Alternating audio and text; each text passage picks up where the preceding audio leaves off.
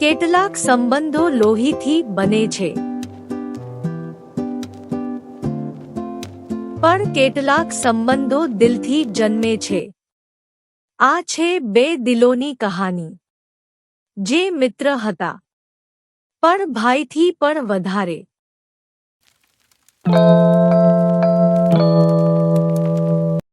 અમારા ગામની સાંજ.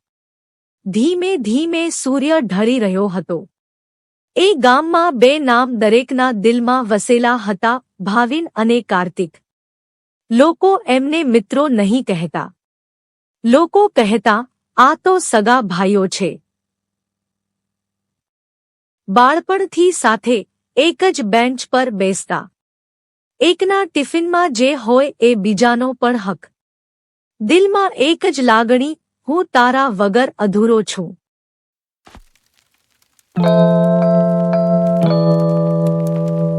એક દિવસ ભાવિન કહ્યું, કાર્તિક, ચાલ આજે આખો દિવસ આપણા નામે કરીએ. બંને પોતાની સાયકલ લઈને નીકળી પડ્યા.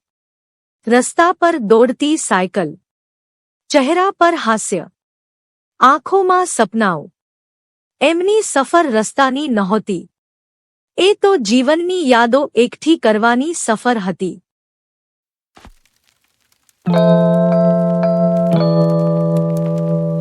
સાયકલ ચલાવતા ચલાવતા તેઓ મહાદેવ મંદિર પહોંચ્યા. ઘંટનો અવાજ, ધૂપની સુગંધ, શાંતિ જે દિલ સુધી ઉતરી જાય. બંનેએ હાથ જોડ્યા. હે મહાદેવ, અમારી દોસ્તી ક્યારેય ન તૂટે. જિંદગીમાં જે પણ આવે, પણ અમે એકબીજાનો સાથ ક્યારેય ન હોડીએ.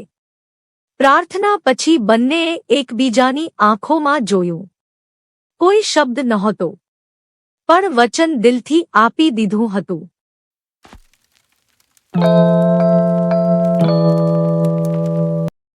મંદિર પછી બંને આઈસ્ક્રીમ લેવા ગયા.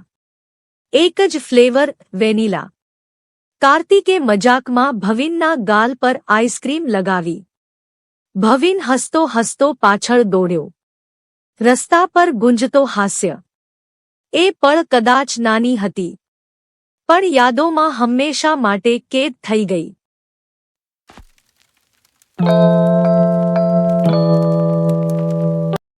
એ દિવસે બંનેએ એક જેવી ટી-શર્ટ પહેરી હતી. રસ્તા પર લોકો પૂછે, તમે ટ્વિન્સ છો? બંને હસીને કહે, ના, અમે દોસ્ત છીએ, પણ ભાઈથી પણ વધારે.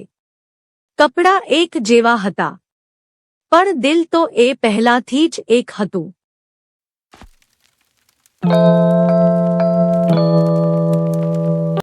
પછી બંને ગયા લાલબાગ. હરિયાળી વચ્ચે દોડ્યા, ઝૂલામાં ઝૂલ્યા, હસતા હસતા જમીન પર પડી ગયા. સમય અટકી ગયો હોય એમ લાગતું હતું.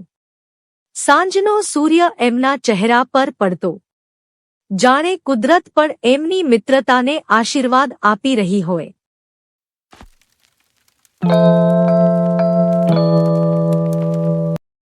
સાંજ પડી રહી હતી. બંને ધીમે ધીમે બગીચામાં ચાલતા હતા. કાર્તિક બોલ્યો, ભાવિન, ભવિષ્યમાં કંઈ પણ થાય, તું મારી સાથે રહેશે ને? ભવિન રોકાઈ ગયો. હાથ આગળ વધાર્યો અને કહ્યું, હંમેશા, છેલ્લી શ્વાસ સુધી. એ શબ્દો માત્ર અવાજ નહોતા, એ જીવનનો વચન હતો.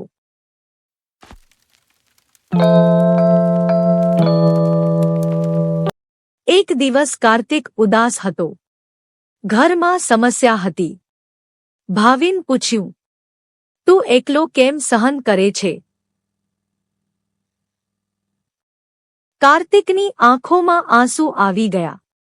ભાવિન ગળે લગાવી લીધો અને કહ્યું, તું એકલો નથી.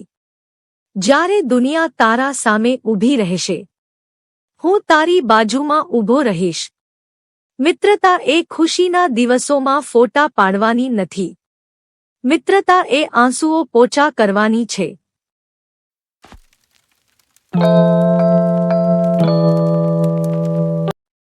સમય પસાર થયો, પણ ભાવિન અને કાર્તિકની મિત્રતા ક્યારેય ન બદલાઈ. મિત્રતા એટલે શું? એકબીજાની ખુશીમાં ખુશ થવું, દુઃખમાં દિવાલ બનીને ઊભા રહેવું અને ભગવાન પાસે એકબીજાને માગવું. ભાઈ લોહીથી બને છે, પણ સાચો મિત્ર દિલથી બને છે.